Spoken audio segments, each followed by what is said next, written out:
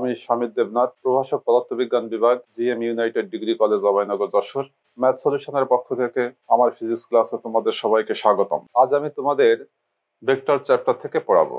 Vector chapter পড়তে গিয়ে আমাদের অ্যাট ফার্স্ট দরকার যেটা জানার, সেটা হচ্ছে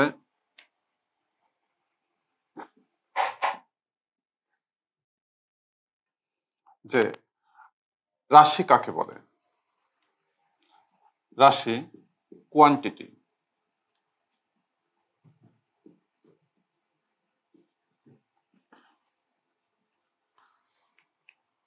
তোমরা আশা করি জানো যে কোয়ান্টিটি কাকে বলে।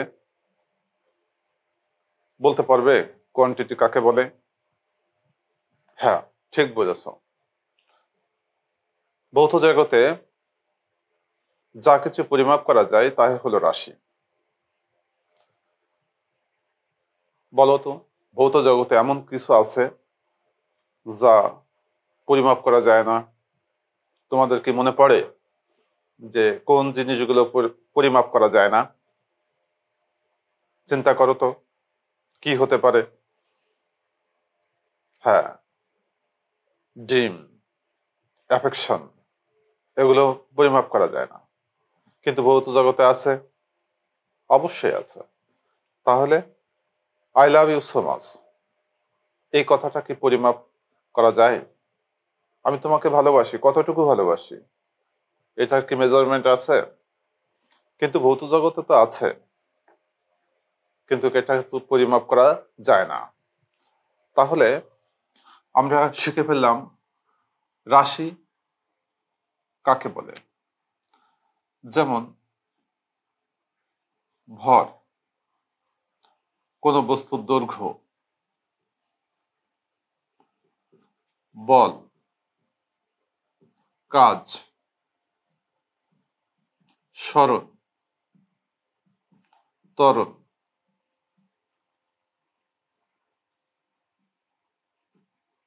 ইত্যাদি। এগুলো সবই হলো কি? সবই হচ্ছে রাশি। এগুলো সব পরিমাপ করা যায়। আমরা এখন পড়তে চাচ্ছি যেটা, সেটা হচ্ছে ভেক্টর রাশি ও স্কেলার রাশি। আমরা প্রথমে দেখি যে স্কেলার রাশি কাকে বলে।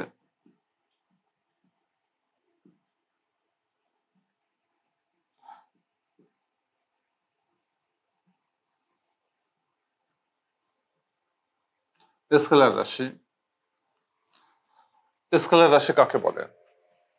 যে রাশি শুধু মান আছে কিন্তু দিক নেই, অর্থাৎ উপস্থাপন করার জন্য শুধু মানের দরকার কিন্তু দিক প্রয়োজন হয় না, তাকে বলা হয় স্কেলার রাশি। যেমন দূরত্ব পরিমাপ করার জন্য শুধু মান লাগে, দিক লাগে না। তারপর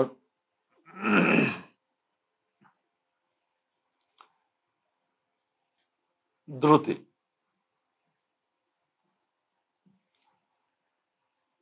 তারপর কাজ, তারপর বিভব মানে তড়িৎ বিভব, তারপর তড়িৎ প্রবাহ,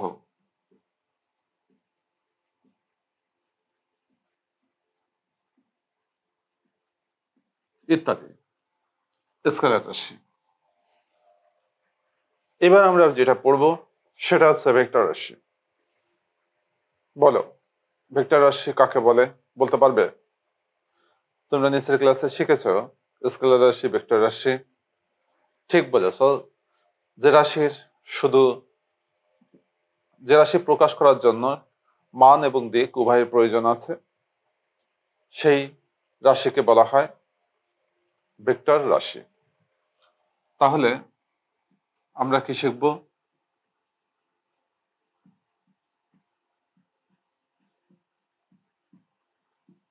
ভেক্টর রাশি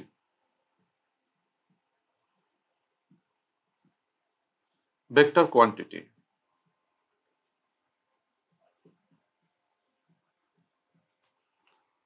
কাকে বলে শিখে গেলাম। তাহলে উদাহরণ কি হতে পারে? আমরা একটু পর্যায়ক্রমিক ভাবে যদি উদাহরণগুলো দিই তাহলে মনে থাকবে ভালো। তার থেকে সেজন্য আমরা স্মরণ থেকে শুরু করলাম। তাহলে স্মরণের পরে কোনটা আসে? স্মরণের পরে আসে বেগ। বেগের পরে যেটা আসে সেটা হচ্ছে ত্বরণ। ত্বরণের পরে যেটা আসে সেটা হচ্ছে বল। বলের পরে যেটা আসে সেটা হচ্ছে টর্ক। হ্যাঁ, টর্ক কি? টর্ক হচ্ছে ঘূর্ণায়ন সৃষ্টিকারী যে বল, অর্থাৎ যে সমস্ত বস্তু ঘোরে, যে ফ্যান, মাথার পরে ফ্যান ঘুরছে, তাহলে এই ফ্যানের উপরে যেটা প্রয়োগ হচ্ছে সেটা হচ্ছে টর্ক। তোমার মাথার উপরে ফ্যান আছে, ওটার উপরে যে ঘূর্ণায়ন ক্রিয়া সৃষ্টি হচ্ছে যে বলের কারণে, সেটাই হচ্ছে টর্ক। তাহলে দরজা দরজা পাল্লাটা একটা নির্দিষ্ট অক্ষকে কেন্দ্র করে ঘোরে। কখন? যখন আমরা এটাকে পুশ করি বা পুল করি, টানি বা ঠেলি। তা তখন এর উপরে যে বলটা প্রযুক্ত হচ্ছে এটাই হচ্ছে টর্ক। টর্কের কারণেই দরজাটা একটা অক্ষকে কেন্দ্র করে ঘুরতে থাকে। তাহলে একটা অক্ষকে কেন্দ্র করে ঘূর্ণয়নশীল বল যেটা, সেটা হচ্ছে টর্ক। তাহলে টর্ক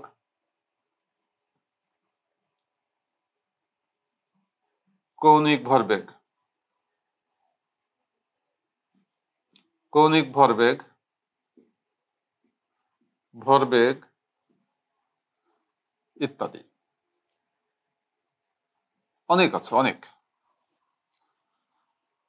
তাহলে আমরা স্কেলার রাশি এবং ভেক্টর রাশি কি সেটা শিখে ফেললাম।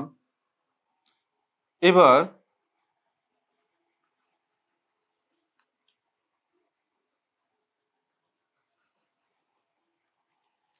আমরা যেটা পড়ব যে ভেক্টর রাশি কত প্রকার হতে পারে।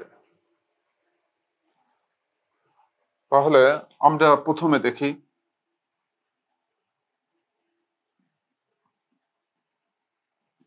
সমান ভেক্টর, ইংলিশে যেটাকে বলা হচ্ছে ইকুয়াল ভেক্টর।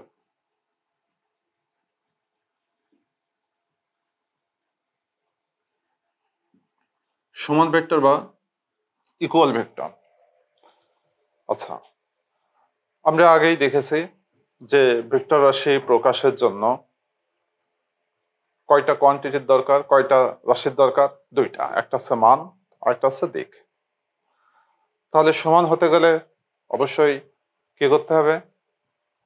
দুটোই সমান হতে হবে। আমার এখানে একটা কলম আছে আর এই একটা কলম। তা আমরা যদি সমান যদি হয় তাহলে তাদের মধ্যবর্তী কোণ কত হবে? তাহলে কোণ কত হবে? এখানে একটা কোণ আছে, আমরা এখানে দেখতে পাচ্ছি যে একটা কোণ আছে, এটা 90 ডিগ্রি কোণ। একটা কত ডিগ্রি? 45 ডিগ্রি। আনুমানিক এটা 10 ডিগ্রি, এটা 0 ডিগ্রি। তাহলে দুটো প্যারালাল লাইন যদি থাকে তাহলে তাদের মধ্যে কোণের পরিমাণ কত? তাদের ভিতরে কোণের পরিমাণ হচ্ছে 0 ডিগ্রি। 0 ডিগ্রি কোণ হয়েছে। এরা যত দূরেই যাক, কারণ কোণ উৎপাদন হতে গেলে একটা রেখা আরেকটা রেখাকে ছেদ করতে হবে। তা প্যারালাল লাইন একটা লাইনকে আরেকটা লাইনকে কখনো ছেদ করে না। কোণ কাকে বলে? মনে করো তো, যে কোণ কাকে বলে? দুইটি রশ্মির যদি পরস্পরকে ছেদ করে তাহলে তাদের অন্তর্গত অবস্থানকে কোণ বলে। দেখো, আমরা যদি এখানে দুটো রশ্মি অঙ্কন করেছি, এখানে কয়টা কোণ উৎপন্ন হয়েছে? বলো কয়টা কোণ উৎপন্ন হয়েছে?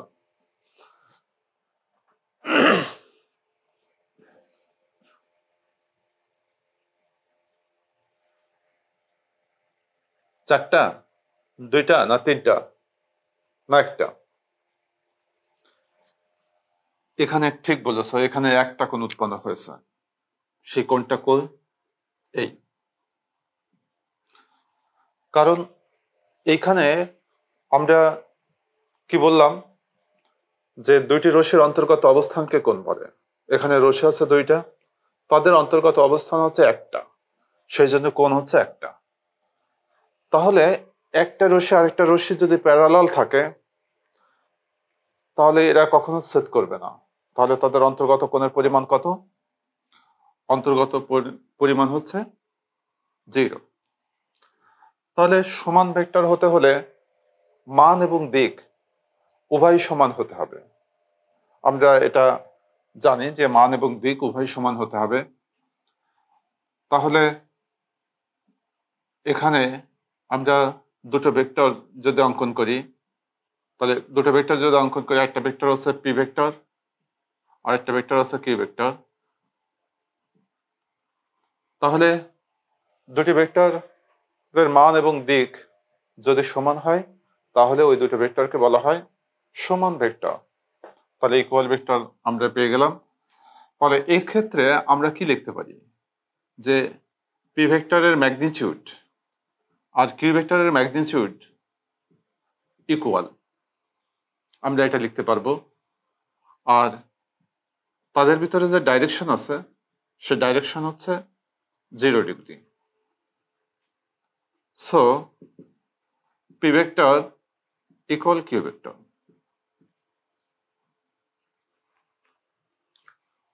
তাহলে সমান ভেক্টর হয়ে গেল। আমরা এবার যেটা পড়ব সেটা হচ্ছে কি, সেটা হচ্ছে বিপরীত ভেক্টর।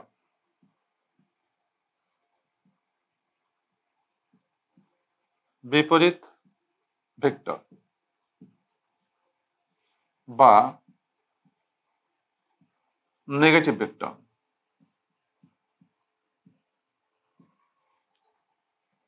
বিপরীত ভেক্টর কি? এরা অ্যান্টি প্যারালাল হয়েছে। দুটি ভেক্টর রাশির মান সমান কিন্তু যদি দিক বিপরীত হয়, দুটি ভেক্টর রাশির মান সমান কিন্তু দিক বিপরীত, তাহলে এই দুটি ভেক্টরকে বলা হয় কি? বিপরীত ভেক্টর। তা এখানে যেহেতু মান সমান তাহলে P vector magnitude Q vector,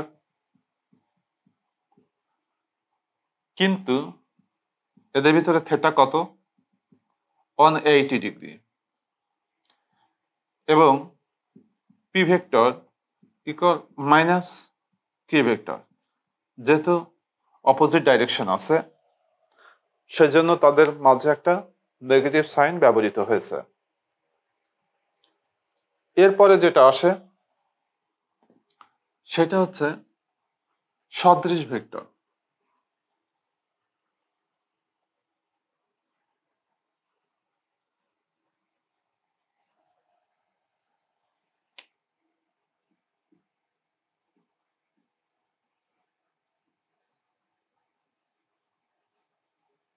সদৃশ ভেক্টর আমরা ইকুয়াল ভেক্টর দেখেছি। সদৃশ মানে একই রকমের দেখতে, একই রকমের। তাহলে আমরা কি করছি, একটা ভেক্টরকে একটু ছোট করে দিলাম, একটা ভেক্টরকে ছোট করে দিলাম, তাহলে এই কিউ ভেক্টরটাকে ছোট করে দিলাম। তাহলে দুটো ভেক্টরের মান অসমান কিন্তু দিক যদি একই হয় তাহলে সেটাকে বলা হচ্ছে কি? সদৃশ ভেক্টর। এখানে পি ভেক্টরের magnitude and q vector magnitude will be not equal, but theta will be 0 degree. তাহলে এটাকে কি বলা হচ্ছে? এটাকে বলা হচ্ছে সদৃশ ভেক্টর। এবার দেখব বিসদৃশ ভেক্টর।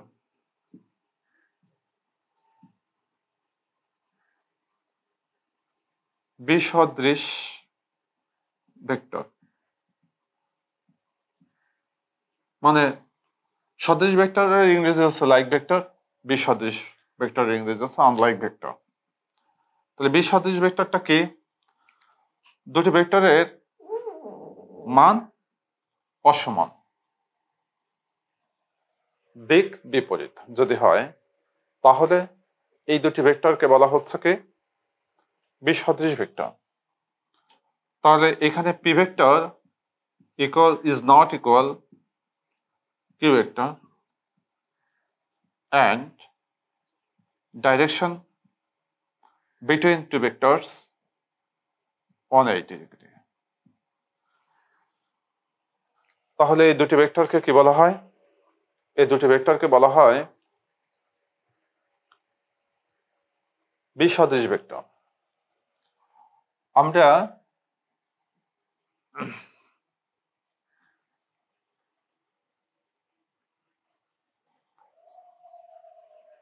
এবার যেটা পড়ব সেটা হচ্ছে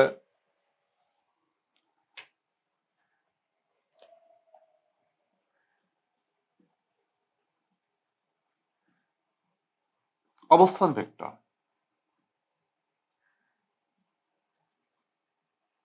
অবস্থান ভেক্টর বা পজিশন ভেক্টর। অবস্থান ভেক্টর কি, পজিশন ভেক্টর বুঝতে গেলে তোমাদের আগে একটা জিনিসের দরকার, সেটা হচ্ছে কি? সেটা হচ্ছে প্রসঙ্গ কাঠামো। তাহলে প্রসঙ্গ কাঠামো কি সেটা আগে জানা দরকার। প্রসঙ্গ কাঠামো কি তোমরা বলতে পারবে নিশ্চয়ই যে প্রসঙ্গ কাঠামো কি। তারপরে আমি একটু স্মরণ করাই দিই।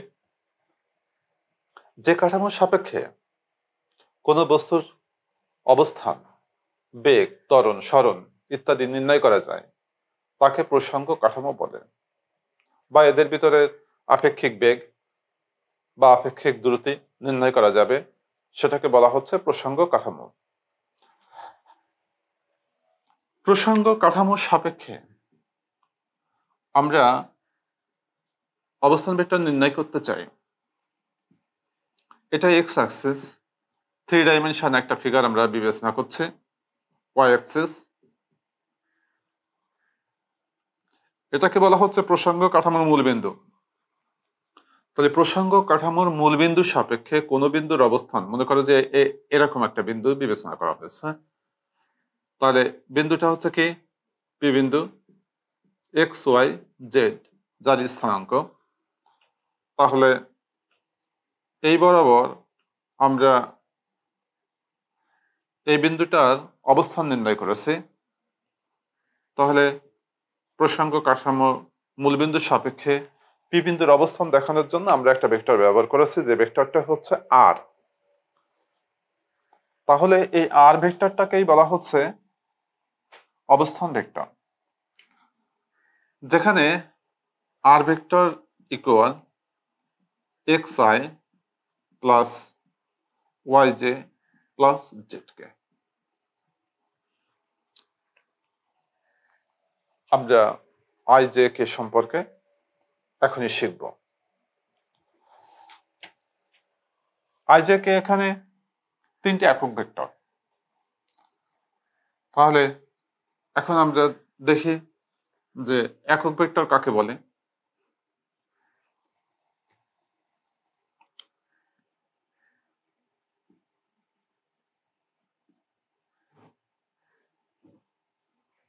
একক ভেক্টর বা ইউনিট ভেক্টর। একক ভেক্টর বা ইউনিট ভেক্টর। তাহলে একক ভেক্টর কাকে বলে? যে ভেক্টরের মান এক একক। যেমন 5টি মানুষ আছে, এখন তার মান হচ্ছে কত? 5। তাহলে যদি 5টি মানুষকে 5 দ্বারা যদি ভাগ করে দেওয়া হয়, তাহলে শুধু মানুষ থাকে, তাহলে একটি মানুষ থাকে, তাহলে 1 হয়ে যাচ্ছে। একটি মানুষের মান কত? 1। তাহলে আমরা এরকম যে ভেক্টরের মান এক একক, যে ভেক্টরের মান এক একক তাকে একক ভেক্টর বলে। তাহলে একক ভেক্টর কি শিখে গেলাম। আমরা দেখে একটু একক ভেক্টর ব্যাখ্যা করতে পারি কিনা। আমরা একটা ভেক্টর বিবেচনা করেছি, ভেক্টরটার প্রতি খণ্ডের মান হচ্ছে 1 করে বিবেচনা করেছি। তাহলে এই খণ্ড 1, এটা 1, এটা 1, ভেক্টরটা হচ্ছে পি। পি ভেক্টরটা 3টে একক ভেক্টরের সমন্বয়ে গঠিত। 3টে একক ভেক্টর, এটা এটা। একক ভেক্টরকে ক্যাপ সাইন দ্বারা প্রকাশ করা হয়। ক্যাপ সাইন মানে 2p সাইন। যে সমস্ত ভেক্টরের মাথায় ক্যাপ সাইন দেখতে পাই বা 2p সাইন দেখতে পাই, 2p সাইন দেখতে পাই,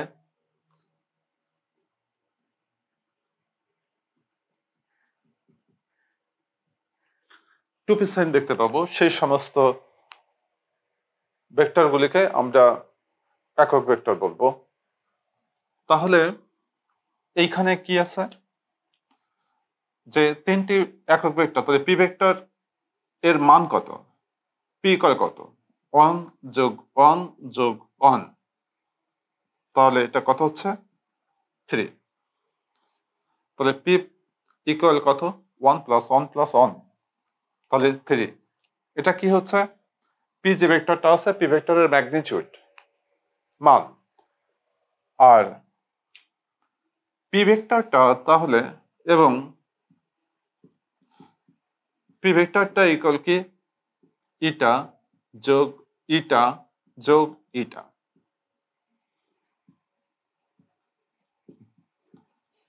তাহলে এটা 3 ইটা। তাহলে 3টা কি ছিল? আমরা দেখতে পাচ্ছি 3টা কি? 3টা হচ্ছে যে পি। তাহলে ইটা সমান কি লেখা যাবে? পি ভেক্টর ভাগ হচ্ছে পি।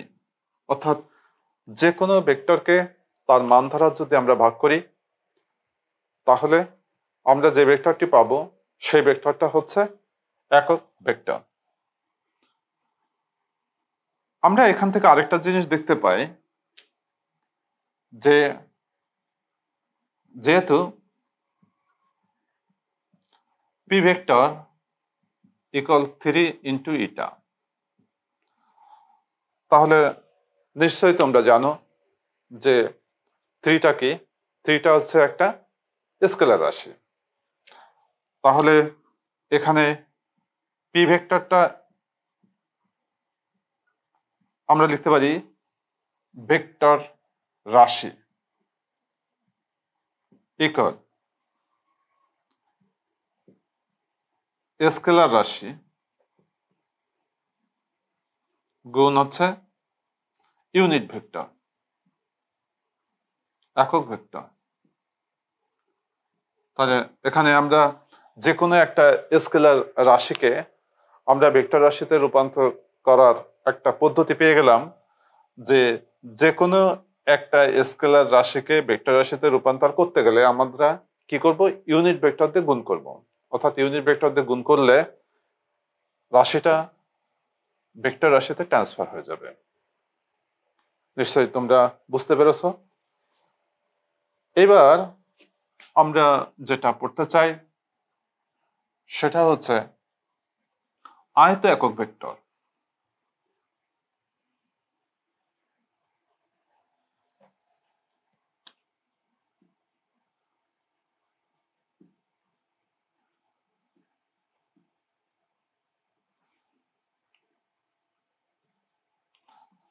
আয়ত একক ভেক্টর, আয়ত একক ভেক্টরটা কি? আয়ত একক ভেক্টর হচ্ছে যে আমরা এখানে দেখলাম প্রসঙ্গ কাঠামোর কথা। আয়ত একক ভেক্টরের ইংরেজি হচ্ছে রেক্ট্যাঙ্গুলার ইউনিট ভেক্টর। তাহলে এখানে এক্স অক্ষ, এখানে ওয়াই অক্ষ, এখানে জেড অক্ষ। এক্স অক্ষ বরাবর একটা ইউনিট ভেক্টর কাজ করে, সেটা হচ্ছে আই। ওয়াই অক্ষ বরাবর একটা ইউনিট ভেক্টর কাজ করে, সেটা হচ্ছে জে। এবং জেড অক্ষ বরাবর একটা ইউনিট ভেক্টর কাজ করে, সেটা হচ্ছে কে। আমরা তিনটা সিম্বল দ্বারা প্রকাশ করলাম, যে আই, জে, কে। তাহলে এই তিনটি ভেক্টরের একত্রিত নাম হচ্ছে রেক্ট্যাঙ্গুলার ইউনিট ভেক্টর, মানে আয়ত একক ভেক্টর। অর্থাৎ এক্স অ্যাক্সিস বরাবর যেটা থাকবে সেটা আই, ওয়াই অ্যাক্সিস বরাবর যেটা থাকবে সেটা হচ্ছে জে, এবং জেড অ্যাক্সিস বরাবর যেটা থাকবে সেটা হচ্ছে কে। এটাকে উল্টায় লেখা যাবে না, এটা নির্দিষ্ট যে এক্স অ্যাক্সিস বরাবর আই, ওয়াই অ্যাক্সিস বরাবর জে এবং জেড অ্যাক্সিস বরাবর কে। একক ভেক্টর তিনটি কাজ করবে, এই তিনটি একক ভেক্টরের একত্রিত নাম হচ্ছে আয়ত একক ভেক্টর।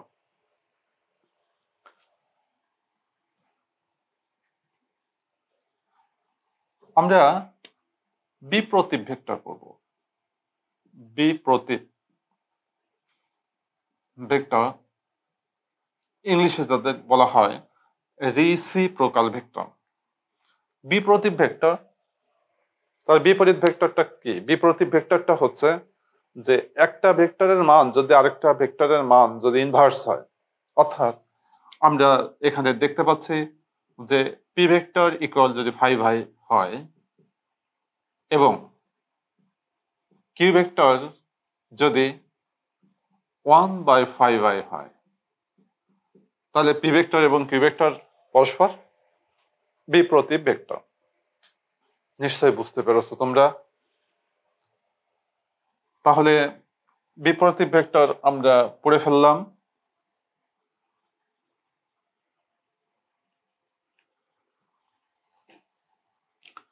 সঠিক ভেক্টর বা প্রপার ভেক্টর।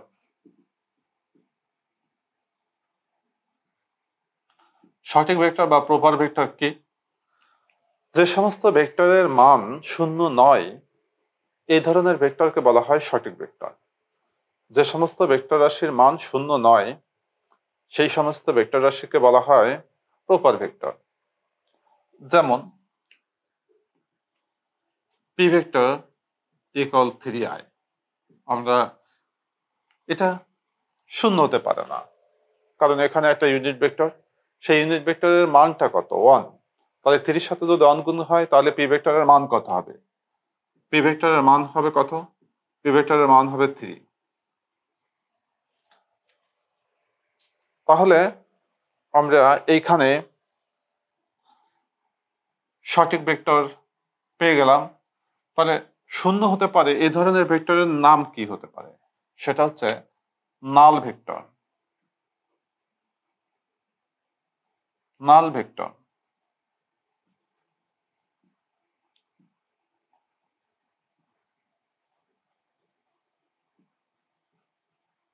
নাল ভেক্টর কি? যে সমস্ত ভেক্টর রাশির মান 0, সেই সমস্ত ভেক্টরকে বলা হচ্ছে নাল ভেক্টর। এর কোনো দিক নেই, শুধু অবস্থান আছে, মান নেই। তাহলে 0 ভেক্টর কিভাবে পাওয়া যায়? দুটি বিপরীত ভেক্টর যদি আমরা যোগ করি, দুটি বিপরীত ভেক্টর যদি যোগ করি তাহলে আমরা একটা নাল ভেক্টর পাবো। সরণ ভেক্টর। তাহলে সরণ ভেক্টর কাকে বলে? আমরা এর আগেই শিখেছি যে প্রসঙ্গ কাঠামো। তাহলে এটা হচ্ছে প্রসঙ্গ কাঠামোর মূলবিন্দু। তাহলে প্রসঙ্গ কাঠামোর মূলবিন্দু সাপেক্ষে কোন বিন্দুর অবস্থান নির্ণয় করার জন্য যে ভেক্টর ব্যবহার করা হয় সেই ভেক্টর নাম হচ্ছে অবস্থান ভেক্টর। তাহলে পি বিন্দুর অবস্থান ভেক্টর হচ্ছে r1 এবং কিউ বিন্দুর যে অবস্থান ভেক্টর সেটা হচ্ছে r2। কিউ বিন্দুর অবস্থান ভেক্টর হচ্ছে r2। তাহলে পি থেকে কিউ দিকে একটা ভেক্টর বিবেচনা করা হবে, এই ভেক্টরকে বলা হচ্ছে সরণ ভেক্টর। পি থেকে কিউর দিকে যে ভেক্টরটা ব্যবহার করা হচ্ছে, অর্থাৎ পি কিউটা হচ্ছে সরণ ভেক্টর। তাহলে আমরা সরণ ভেক্টরের সংজ্ঞা সরণের মতোই, সেটা হচ্ছে কি, যে নির্দিষ্ট দিকে বস্তুর অবস্থার পরিবর্তনকে সরণ ভেক্টর বলে। অর্থাৎ নির্দিষ্ট দিকের দূরত্ব যেটা, সেটাই হচ্ছে সরণ ভেক্টর। নির্দিষ্ট দিকের দূরত্বকে সরণ ভেক্টর বলে। তাহলে এখানে নির্দিষ্ট দিক কোন দিক থেকে? পি থেকে কিউর দিকে। আমরা পি থেকে কিউর দিকে যে দূরত্বটা দেখতে পাচ্ছি সেটা হচ্ছে সরণ ভেক্টর। শেষ ভেক্টর যে অবস্থান ভেক্টর, সেই ভেক্টর থেকে আদি ভেক্টর যদি বিয়োগ করে দিই আমরা, তাহলে সরণ ভেক্টর পাবো। তাহলে সরণ vector R vector equal R2 vector minus R1 vector, এর থেকে আমরা সরণ ভেক্টর পাবো। তাহলে নিশ্চয়ই বুঝতে পেরেছো যে সরণ ভেক্টর কাকে বলে। এরপরে আমরা পড়ব হচ্ছে সমতলীয় ভেক্টর।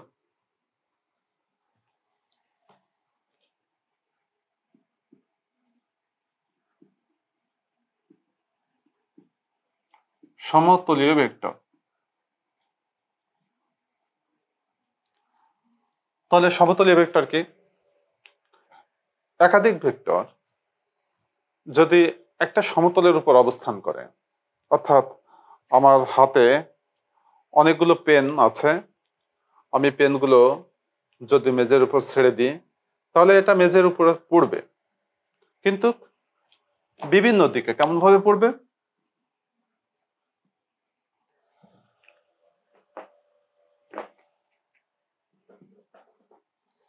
মেজের উপরে বিভিন্ন ভাবে ছড়িয়ে ছিটে পড়বে। এদিক পড়বে, এদিক পড়বে, এরকম পড়বে, এরকম পড়বে, বিশৃঙ্খল ভাবে পড়বে। কোন জায়গায় পড়বে, কিভাবে পড়বে আমরা আসলে বলতে পারবো না, কিন্তু একটা সমতলের উপর থাকবে।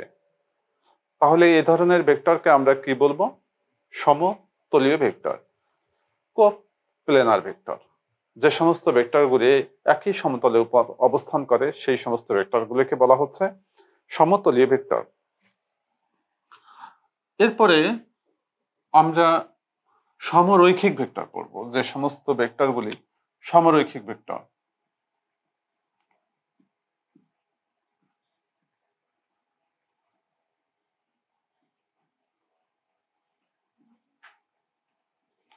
সমরৈখিক ভেক্টর। তাহলে সমরৈখিক ভেক্টর কি? সমরৈখিক ভেক্টর হচ্ছে যে সমস্ত ভেক্টরগুলি একই সরলরেখায় অবস্থান করে। অর্থাৎ আমাদের এইটা একটা ভেক্টর, এটা একটা লাইন, একাধিক ভেক্টর এর উপরে ক্রিয়াশীল। পি ভেক্টর, কি ভেক্টর, আর ভেক্টর। তাহলে এই ভেক্টরগুলি একই সমতলের উপর অবস্থান করছে, সেই জন্য এই ভেক্টরগুলিকে বলা হচ্ছে সমরৈখিক ভেক্টর, পোলার ভেক্টর। তাহলে পোলার ভেক্টরটা কি?